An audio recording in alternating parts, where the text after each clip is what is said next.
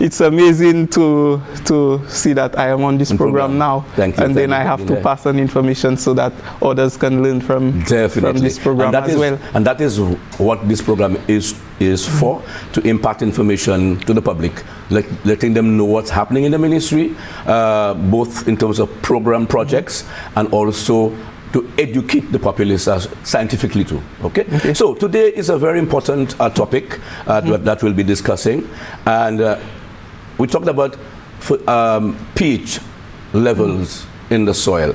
Over the years, I know we have used fertilizers, especially in the banana industry, a lot. Okay, and you'll hear farmers say, or people will say, you know, TAC, you know, which means the nutrients are not being available to the plant. Okay, so today I want you to tell the public, when we talk about pH, what is pH?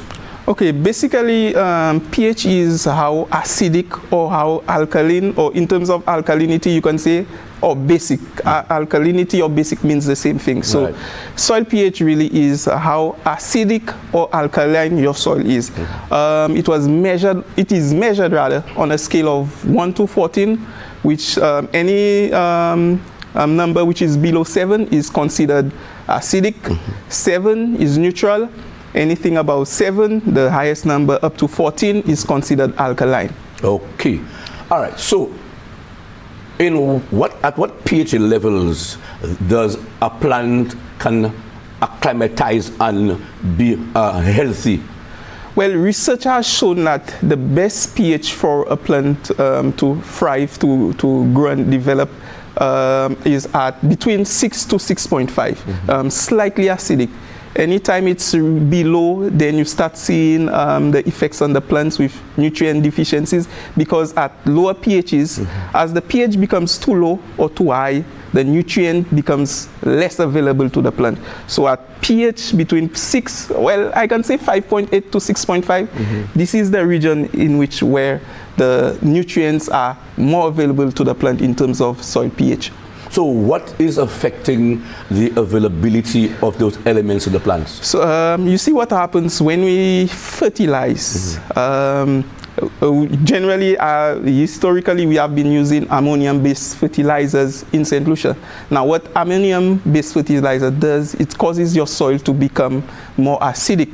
Now, when your soil becomes more acidic, it changes the electrochemical balance in the soil. Now, the plant, the nutrients, for some reason, becomes less available to the plant. Okay. Okay. One typical example would be anytime your pH goes below 5, aluminum becomes more available, soluble. Now what happens is that aluminum binds to the other plant nutrients, for example, phosphorus, sulfur. Now when it binds to those, how should I say, critical elements, it prevents the plant from absorbing it. It becomes unavailable to the plant. Okay, so what is done now to get those elements available to the plants? So what you'd have to do, you'd have to use lime, you'd have to lime your soil. So you can use either powdered limestone, which is calcium carbonate, or there's another type of lime called dolomitic lime. You can use it also to help raise the pH of the soil. The thing about dolomitic lime also is that it has an extra nutrient called magnesium. Yes. So if you have a magnesium deficiency as well, using dolomitic lime would help with that. So how do you get to know that your soil is acid? You have to test the soil, pH. How that's done? You can contact us in the Ministry of Agriculture. We have pH meters where we go out in the field, we collect the samples, we dry it, we grind it, then we measure, and then we add our distilled water, and then we calibrate our pH machine. We use that to get a pH measurement between 1 and 14. And then based on that result, you will know how much lime to add to your soil. However, it's not the pH test only that's important. You also need to do the soil textural test.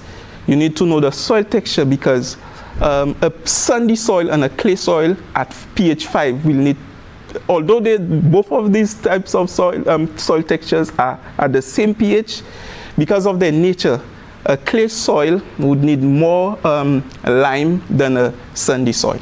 Why is that? Because of the nature of the clay soil. A clay soil is more, I will say, it has more ability to resist the effect of lime because of its nature. Clay is more reactive. It has those negatively charged particles on it. So it has a greater ability to resist the effect of the lime than when you compare it to sandy soil, which is it doesn't have the kind of structure as clay. So it has little power to resist the effect of lime. Okay. So you would have to use more lime in a clay soil as opposed to a sandy soil. Yes. So for example, in a sandy soil, you'd use less lime and you'd have to lime more frequently. In a clay soil, you'd use more lime, but you'd have to lime less frequently. Yes. Because in the sandy soil, there's more leaching. Yes. Due to the nature of the sandy soil, the particles are, you can say, are very low. So it's very easy for the water to come in and wash away everything. Yes. Where does the cation exchange capacity come in? Cation exchange capacity, really what it is, it's the ability of the soil to retain those positively charged elements. For example, magnesium, your calcium, your ammonia. So it's, if you have a high cation exchange capacity, what this tells you is that the potential of your soil to be fertile is very high as compared to a low cation exchange capacity, which gives you an idea, which will tell you, hey, then this soil most likely will be less fertile than a soil with a high cation exchange capacity. Now, a clay soil would have a higher cation exchange capacity than a sandy soil. Again, remember I mentioned that the clay particles are negatively charged. So the clay soil would have a greater ability to attract those positively charged elements, which we call cations. Great. So before, right now, okay, they are giving banana farmers lime, okay? Do you believe that they also got fertilizers before that? Yes. Okay.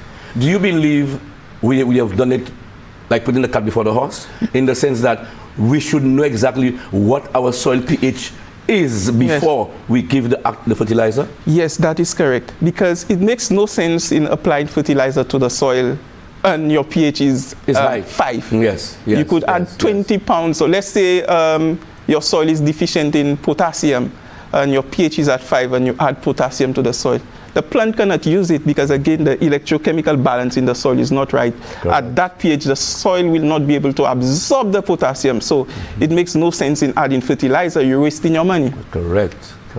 Yeah. So what we do, I think we're doing it all wrong. We're doing it all wrong. Before we get fertilizer, before we apply fertilizer, the proper thing to do, proper protocol to follow is you test your soil first, you know what is in there, and then you get your fertilizer to apply to the soil based on the recommendations of that report. Okay, great. So when the test is done and you find, okay, you're at 4 or 5, and we need to lime, how do you arrive at what type of lime, whether it's the dolomitic lime or whether it's the granule lime or whether it's the fine one, and what amount?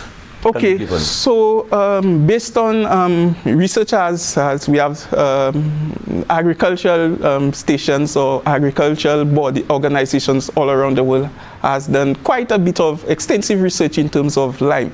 Now I have a soil interpretation guide which I use. So for example, it tells me, okay, at pH 4, if it's a clay soil, I'm supposed to add, that's hypothetically speaking, and that may not necessarily be the case. But it's a guide. It's a guide. So, for example, I test the farmer's soil, I find his pH is at 5, then I open my soil pH guidebook, and okay, a soil at pH 5, to get it to at about a pH 6.5, I need to, let's say I need to add 6,000 pounds of limestone per acre to that soil to get it to pH 6.5. Yes. However, that doesn't mean that I need to add that 6,000 pounds of any one time, because the pH of the soil didn't change overnight.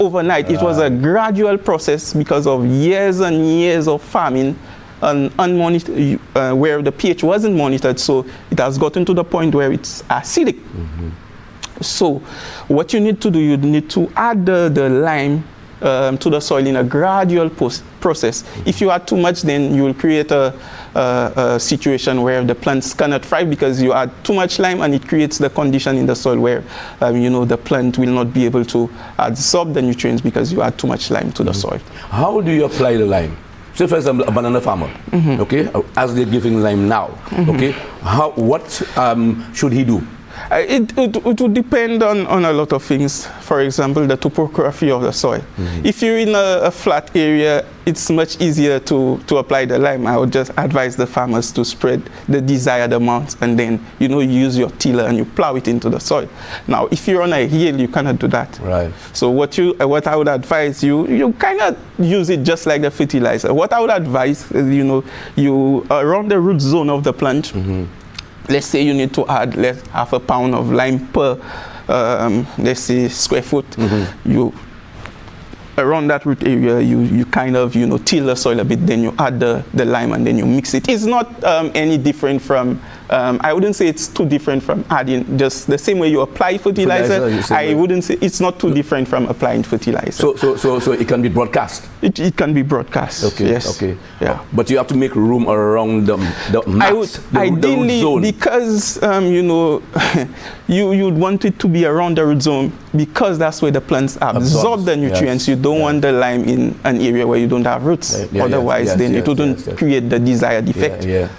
And the other thing too, people don't know is that your feeding roots are away from the core of the plant. Eh? Yes. Yeah. So one of the things I remember, where your leaves your leaf tip is, that's where you have your feeding roots. Now your feeding roots are usually those. Don't mind. You see the plant and you let's say you uproot the plant. Usually it's those root hairs that do most of the absorption of those nutrients. Yes, and the root hairs is usually on the away from the plant, like you said, at the tip, where the tip of the leaf is bending down towards the soil. So let me ask a critical question now. Yes. And so the lime that has been given to banana farmers now, okay. What would be your advice to them at this present time in using it? Should they go ahead and use it as or what? How? Because this is critical.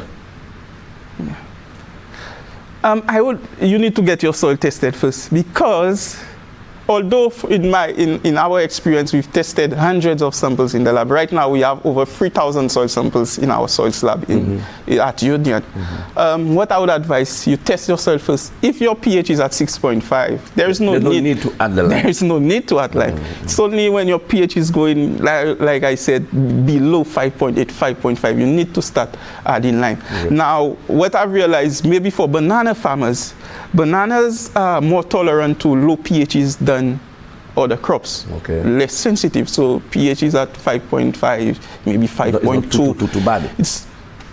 It's bad in a sense. It will reduce the productivity of the field, but you will still get something out of it. Now, since I think the farmers, we in St. Louis, I don't know if we monitor productivity well enough, then they don't know. So for them, as far as they're concerned, as long as they harvest, they get a little something from that plot of land, they're fine. However, if your pH is right and your plant was able to absorb a lot more nutrients, obviously you would the production will be higher. The production will be higher. In a case where you'd be harvesting like 8 tons from an acre, you probably could have been harvesting 15 tons if that pH was right, if you had the proper management, soil management practices. Great. There's another thing, in terms of application of the lime vis-a-vis similar fertilizer too, what condition should the soil be? Should it be a dry or should it be a moist soil? I would moist soil, because again, plants cannot absorb anything if the soil is dry. That's right. Yes. For example, you have a situation, blossom and rot, which is really and truly what it is a lack of deficiency of calcium. Now, it's made worse by dry soil conditions. So if your soil is wet, the nutrients are in the soil solution. That's what the plants absorb. So if your soil is dry, then the nutrients are less available to the plant. The plant will not be able to absorb nutrients, and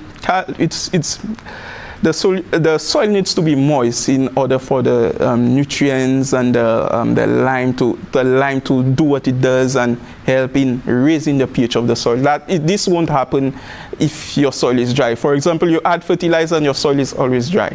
How will the fertilizer be dissolved? In fact, it burns the plants, eh? Yes. It's a question of what called osmosis. Yes. So what it would do, because fertilizer, it would actually absorb what it does. We say burn. Moisture. It pulls the moisture from the plant. From a low concentration to high concentration. Yes. That's what will happen. That's why when you're doing stuff like fertilizing or liming, there is a need for the soil to be as moist as possible. It shouldn't be too moist that it creates muddy condition, but it needs to have a certain level of moisture so that the lime and the lime can help in ameliorating the low pH. Correct. Yeah. In terms of soil testing, again, how the condition of the soil, what it should be again? Is it dry or should it be wet? Ideally, when I'm collecting samples, it's better for the soil to be, I wouldn't say dry, but it shouldn't be too wet either, because when the soil is wet, after heavy showers, I don't take soil samples because of the nutrient balance in the soil is all over the place. In the morning, it could be one thing. If you test it in the afternoon when the soil is a bit dry, it could be another thing. So that's why it's best, according to research, to take soil samples when your soil is not too dry or too wet. It needs to have a certain level of moisture. Greg, you mentioned you have about 3,000 soil samples.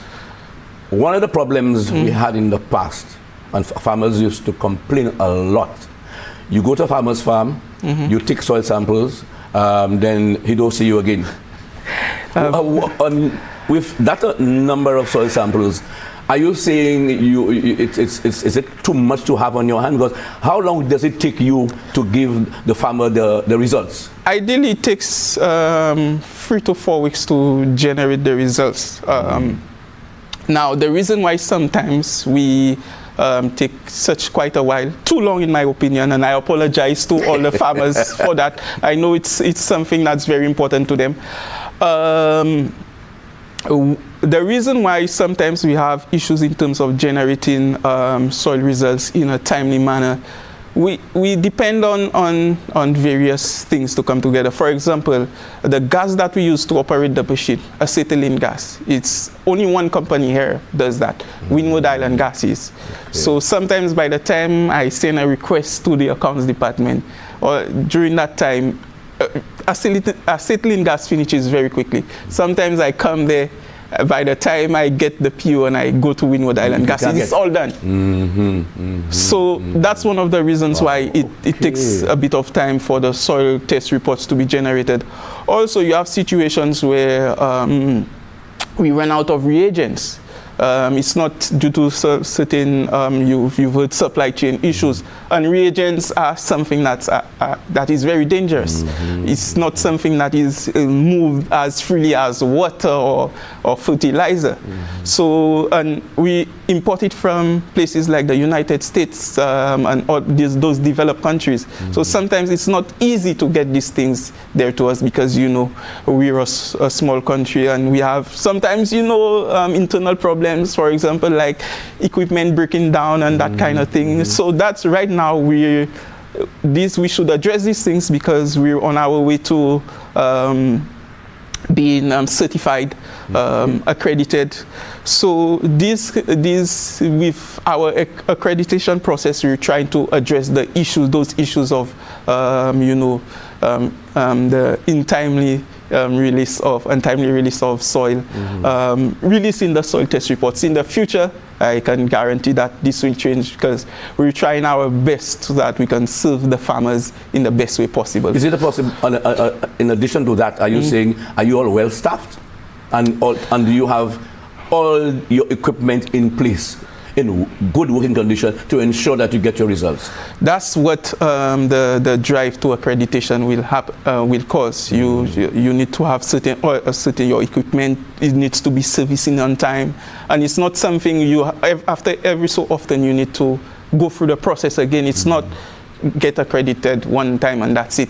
So they're not stages, but you always need to keep a certain standard. So after 3 years, they will come down again and see what you are doing. So you always need to keep a certain standard. To see whether you lapse. Yeah, whether you lapse in. Yeah. Okay. When you have taken a soil sample, do you only do pH tests, or do you do a holistic approach to the whole thing? In other words, look at soil fertility, whether there's enough phosphorus, whether there's enough nitrogen in the soil.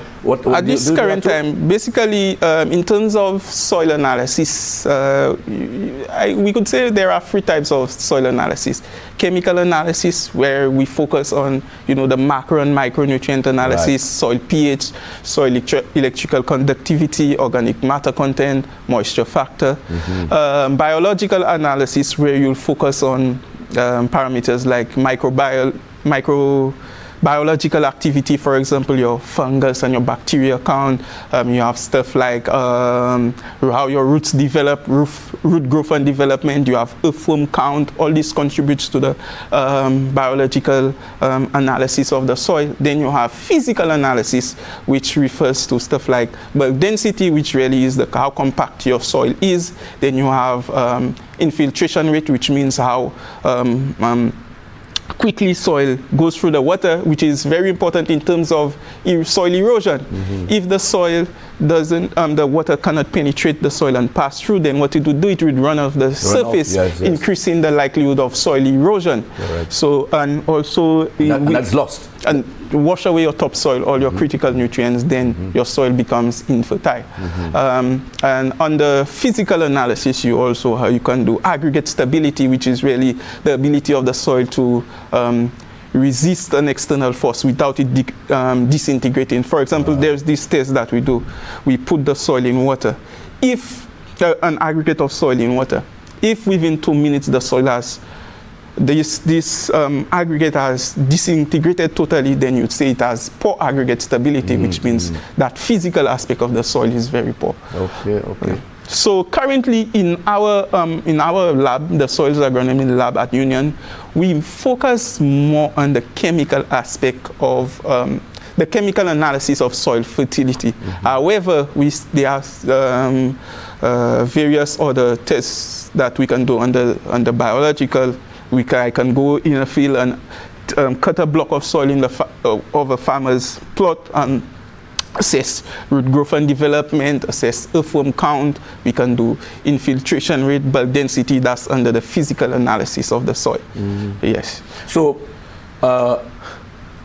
if we give, for example, we give fertilizers earlier this year to banana farmers and plantain farmers, and as opposed to tree crop farmers also, and vegetable farmers.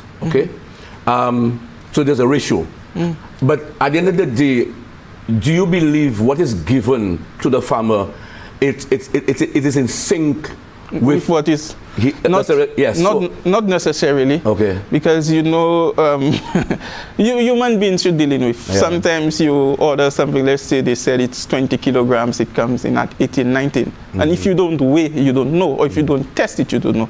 Really, when we receive fertilizers, what we should be doing is take a few bags of fertilizer and test it to see whether or not those ratios of fertilizer are true to what the manufacturer is saying is in there. Because this could have huge implications for your plant health. If the farmer says that, if the company says that fertilizer is supposed to have 16% nitrogen, and when you do your test, you find it has 10. Now, this has implications for your soil fertility. If your soil says you need a fertilizer, you need to apply a fertilizer at 16% nitrogen, and you have 10. obviously it will affect the plant will growth. be, yes. So that's why it is critical that we supposed to be testing for in terms of whether or not those ratios are accurate. I believe at one time we used to do that, but however, since the passage of that storm, which washed away our lab in Roseville, because that's where the soils lab was before, then we stopped doing this particular test. And it washed away also a lot of protocols that we had to follow to run this analysis. So right now we don't have any protocols to run an analysis on fertilizer to determine whether or not those ratios that the company says are in the bags are actually there. So Greg, what is required now to bring back those protocols? Because it's as though we're in reverse now. You know, because yes, you know what I'm saying? And that goes for not for fertilizer alone, you know, for feed for animals and stuff like this too, okay? Well, I can say what we're doing now. I can say personally, because I work in the soils lab, we have been improving in the type of services that we offer to the public. When I just got into the ministry, we were not testing for organic matter. We can do that now. We were not doing phosphorus analysis. Up until recently, we can do phosphorus analysis. We were not doing bulk density or infiltration rate, but now those types of tests we can do. So we are working towards it. We are always we have regular staff briefings with my immediate supervisor, and we always talk about how to improve the type of services that we offer. However, this, to be honest, it doesn't always happen as quickly as I can due to various issues, but however, rest assured that we are always working to improve the type of services that we offer to the public. Great. Well, Greg, we'll come to the end of the program. Well, so quickly, I was just getting warm. Man, it was a very, elevating, I must say. I'm sure the viewers will enjoy that. I think I'll have to bring it back again because I need to talk about maybe fertilizer placements in terms, it's like slow release fertilizers and all of these things have to be, and how you place, if you're on a slope, you have to at least fertilize in a particular manner. So all of this we need to be more scientific now in how we apply in the fertilizers, because now you can see what is happening to the environment. Exactly. You have eutrophication in our rivers where we have algal blooms. Look at the sargassum issue we have Maybe that's as a result of those nutrients being leached into the sea. Greg, you'll come back again. Yes. Okay. yes. You've been watching Agriculture on the Move. I want to thank you for viewing the program, and of course it was, educational for us, for me, and also for you, the banana farmer. So now, you banana farmers, you all should know what to do now. Thank you for viewing the program. I'm Philip Sidney saying goodbye, and see you again.